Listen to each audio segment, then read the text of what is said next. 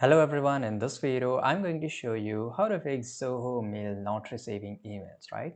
So to fix this issue, you have to just go to Google and here you have to type Zoho email support and hit the enter icon. And here you will find this option, the first website, officially the Zoho website. Just tap on it. Once you tap on it, you will get a search bar icon. If you find the solution, you can just search for it, but most of the time you don't get any solution here, so you have to just go to the bottom of your here, right?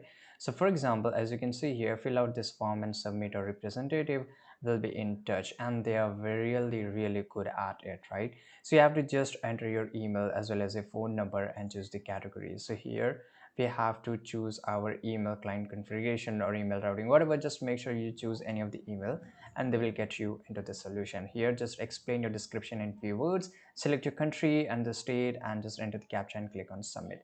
So these are the best because within 2 or 3 hours we receive the email from one of the representative and they help in it.